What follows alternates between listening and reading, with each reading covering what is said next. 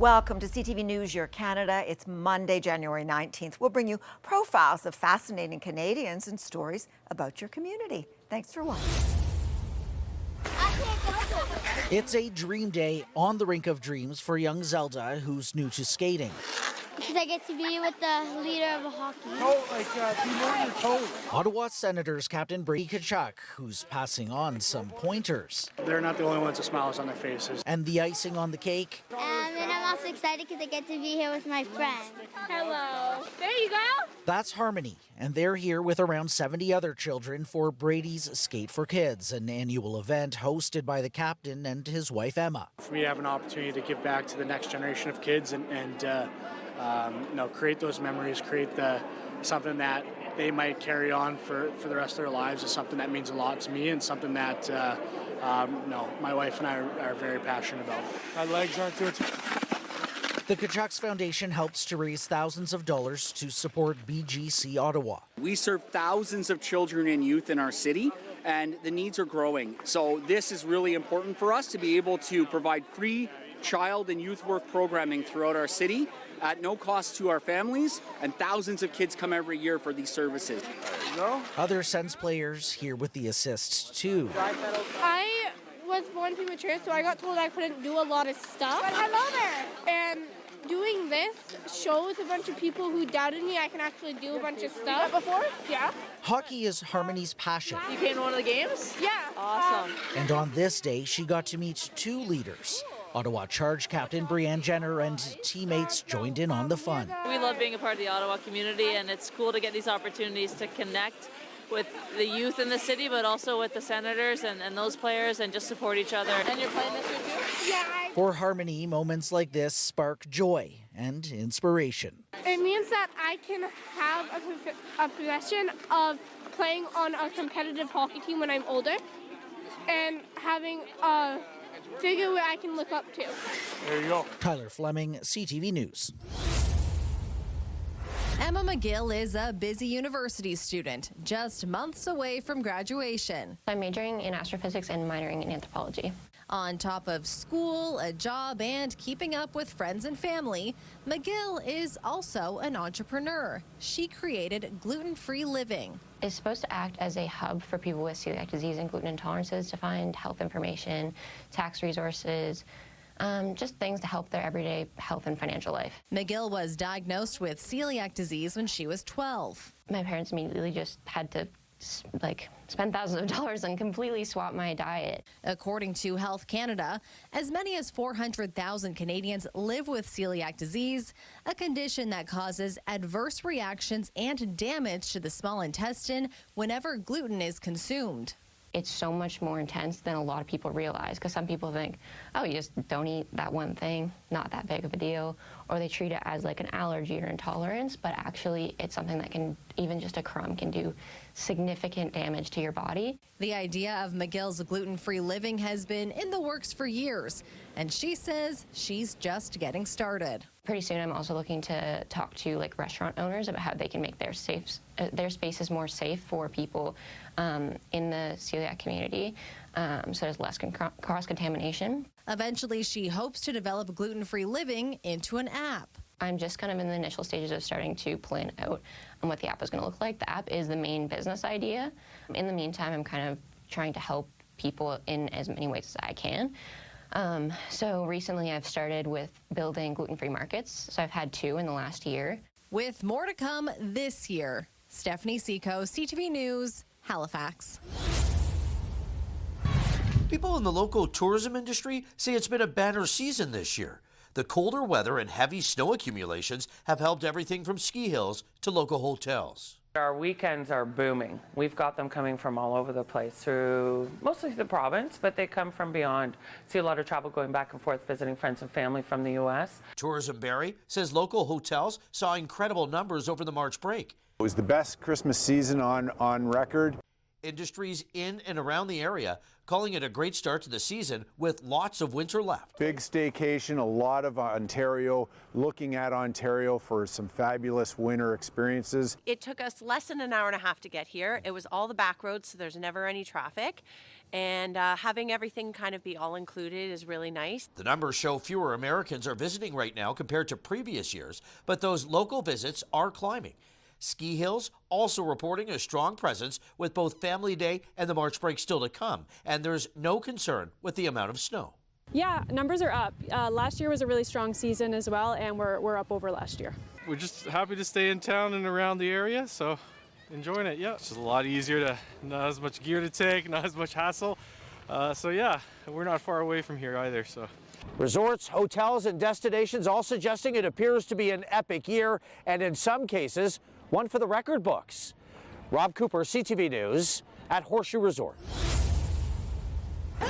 Daphne Bice's family has been in London, or what preceded London, for more than 200 years. And she says there's a lot to appreciate. They are in awe of our neighborhoods, our old houses, Woodfield, Blackfriars, Wortley. This doesn't exist in other places. So it's a celebration. Our city is a celebration. London is marking a milestone in 2026, celebrating 200 years. Manager of Culture Services, Robin Armistead, says much is being planned for the bicentennial, including... We kicked off with New Year's Eve in the park and Eldon House New Year's Day levee, and we're going to be lighting up City Hall and RBC Place and flying the Forks of the Thames bicentennial logo flag for January 30th. The birthday bash is not happening without some confusion. As historian Amber Lloyd Langston explains, Simcoe arrived in 1793, making 1993 the bicentennial year. But London became a legal entity in 1826. That makes 1926 the centennial year and 2026 the bicentennial. However, London did not become a city until it had a population of 10,000. That was in 1855, and that makes 1955 the 100th.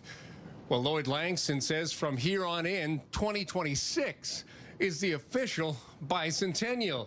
That's the story, and we're sticking to it. It wasn't until 1826, when they needed a new administrative center, that looking around at Delaware, at St. Thomas, those didn't work out. So they said, okay, well, we already have this place here, this place that we've already got, we can use. It's called London? London? Yeah, London. Okay, so let's build here.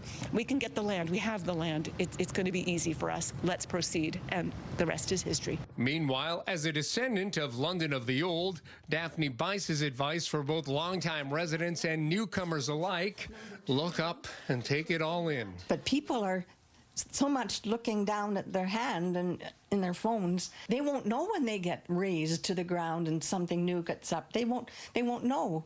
So I need people to look up and be present. Brian Bicknell, CTV News.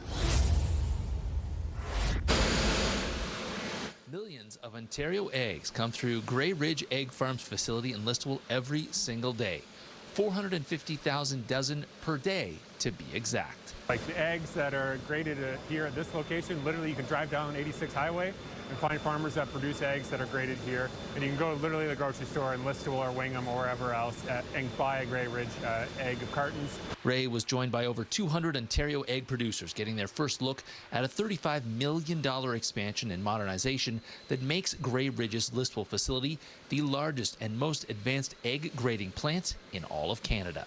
The new shell inspector on this that looks at the eggs and decides grade A eggs is brand new technology from MOBA, and it's state of the art, and it makes the machine much more operable because there's not as many moving parts, so cleaning and everything and sanitation is much easier. The 60,000 square foot expansion means a lot less person-to-person handling of the eggs, with robots you'd see on Ottawa assembly lines now moving flats of eggs from one machine to the next. Brookshaw says the expansion means Listowel's Grey Ridge facility can handle nearly 4 million dozen per week, up from 3 million dozen before the modernization. It should demonstrate to everyone across the province and Canada that there is an ability to host big business in small towns. For Ontario egg producers, some of them seeing this facility for the first time, they're in absolute awe of the technology being used here to get eggs from their farm to Ontario dinner tables. When my parents started and my mom picked the eggs in these round cage baskets, and she washed them by hand and graded them with this little scale to where we are today. It's really, yeah, amazing. For Grey Ridge Egg Farms, which was founded in Ridgetown in 1934, this expansion and modernization marks the single biggest investment in their Ontario business, which is music to Mark Van Ness's ears. It definitely gives us a boost because we know they're investing $35 million into this. They're not going away. That is the vision, is to be able to grow and make sure that you're always putting back into the facility, ensure the farmers have a good spot to take their eggs, and that you're giving the most quality to our consumers. In Listowel, Scott Miller, CTV News. Fans in general are nuts, and we love them. Bills Mafia is alive and well north of the border with a new graffiti-style community initiative. Like a grassroots campaign for the country of Canada, and I thought that was really cool. The Buffalo Bills tagged in local muralist Paul Glynn Williams to help carry out a rally cry to Canadian fans of the Buffalo Bills, asking them to continue to believe on their playoff run. We wanted people to slightly notice them, and it's a play on words and play on the signage, and it was just fun. Project Believe is all about connecting fans through murals and tags around the city. And Toronto is known for its incredible graffiti art, so we worked with a Canadian-based agency, Mosaic, to bring this campaign to life, and it just seemed like such a perfect fit. The QR codes on each piece are a way for fans to connect and a chance to see their beloved Bills in person. And just the fact that they're willing to make that trip to join in the tailgates and to support their team, and that their fandom is just as strong as the fandom that was homegrown here in Buffalo.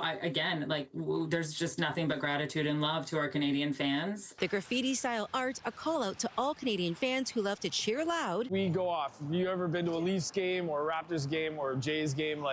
There's some of the best fans in the world here, and just like in Buffalo, there's some of the best fans in the NFL. And proud. Project Believe will be in place with tags like this and murals all across the city throughout the Bills playoff run. And there is more planned if the team makes it to the Super Bowl. Jessica Smith, CTV News. Floors of the Algoma District Cancer Program have been transformed thanks to local university art students, alumni, and faculty. To see the space, and before we came in, before we painted the walls, before we started hanging up the work, and the atmosphere and how people looked, their posture in the space, and then to come in after or as we were installing and see people standing up and looking at the walls and reading the text on the walls. There's nothing as rewarding. It also presents a rare opportunity for these students. To have your artwork adopted into a public art collection or a public health space like this is a huge opportunity that usually only happens for mid-career and professional artists. This marks the second collaboration between the Sioux Area Hospital and Algoma University. Both for the first project and this project, it's been a welcome distraction from what a lot of patients are going through, and also just brings them a sense of comfort and calm in a challenging time. Studies have shown the connection between artwork and positive patient outcomes in a medical setting. In order to ensure that sense of comfort and calm, artists did their research, hoping to distract, evoke memories, or inspire. When a patient stayed a long hour waiting here, and they can look at the fall color and feel like I'm walking on the path. Maybe one day I can fully recover, I can going back to my normal life, and just a little hope bring to them. That'd be wonderful. In 2024, the first contingent of artists from Algoma University created murals in the hospital's transitional care unit. Officials say this is a partnership that will continue going forward to bring more comforting artwork to the halls of the Sioux Area Hospital. Corey Nordstrom, CTV News, Sault Ste. Marie.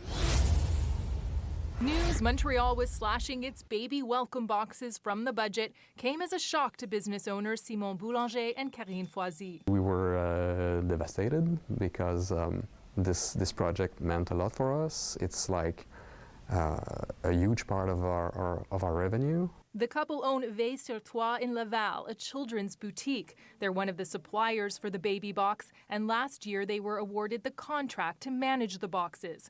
But on Monday, when presenting the budget, Executive Committee Chair Claude Pinard used the boxes as an example of unnecessary expenses. We don't need to provide the baby boxes, that cost $1 million. We don't need to do that. It's not there anymore. The contract was supposed to last 3 to 5 years, but the city has an exit clause. The Plante administration started giving away baby boxes 2 years ago. Each box, valued at more than $200, is filled with free, locally sourced products to help new parents.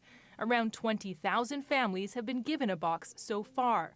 Gabrielle Eunice and her husband, Isaac, were the first parents to receive the box. I remember opening the box and honestly feeling very overwhelmed by how generous it was. And these are things that we as first-time parents maybe didn't think of buying. Eunice says they felt supported by the city and still use the box today. To this day, this is my son's favorite thing in the world. But Boulanger says with the boxes gone, they may have to cut staff, and it'll hurt other suppliers too. I assume that about 20 to 30 different companies are affected by the end of this contract. In an email, the city says making a budget means making choices, and Montrealers have asked us to refocus the city's priorities on their needs: homelessness, housing, and safety, to name a few. I think there are other ways to cut, and there are other places to find money. I think this one was really helping. Boulanger hopes they can meet with the city soon to find some kind of solution. Angela McKenzie, CTV News.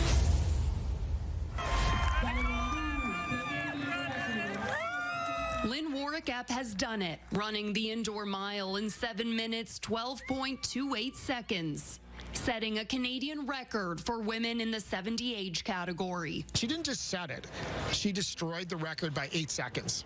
Good job. The previous record set by an Ontario runner was untouched for nearly 2 decades. She nailed this race. She had an excellent pace and she kept it up and got the performance she wanted. Among her biggest fans, the ones who call her Baba. She's energetic, very energetic. She gets us a lot of treats, which is nice. While most people dread getting older, Warwick-Epp was actually counting down to her 70th birthday, eager to race in a different age group. So when I turned 70 and I started looking at records, I thought, oh yeah, I think I can get that one, yeah. She started running in her early 20s as a way to quit smoking. So I dropped cigarettes and I picked up the runners and I haven't looked back since. Warwick-Epp says running has carried her through some of life's toughest times. She encourages everyone, no matter their age, to find what moves them. I mean, it doesn't have to be running. It can be cycling, it can be swimming or kayaking or whatever. But I just feel that outdoor fitness is so critical for your health, for your mental health and your physical health. Laura Woodward, CTV News, Saskatoon. So here we are. It was an amazing 10,000 penguin colony behind me. It was a 14-day adventure that Court Rustemeyer is still trying to absorb. He was part of an expedition to the Arctic from December 8th to the 23rd, selected as a National Geographic Grosvenor Teacher Fellow. Just a life-changing experience, truly like a professional development of a lifetime, of a dream. I thought about places I could not probably get there on my own or necessarily afford kind of thing, but where could I go and really capitalize on seeing this earth? I'm doing some comparisons between Rocky Mountain glaciers and these Antarctic glaciers. Challenge. He was one of 35 teachers from across North America on the Icebreaker Endurance exploring the frozen landscape.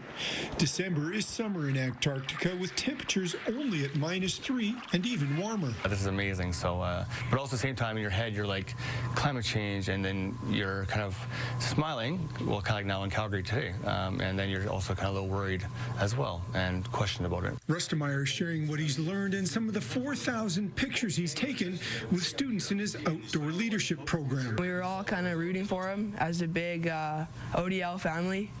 And it was really cool to see that he was actually able to go on it, so we were super happy for him. And just how it was a great opportunity to get outside and a big chance, because there's only I think 3 people from Canada that got to do that. So it's just an amazing opportunity. Isla Carlson is impressed with all the wildlife pictures. He showed us pictures of orcas, like killer whales.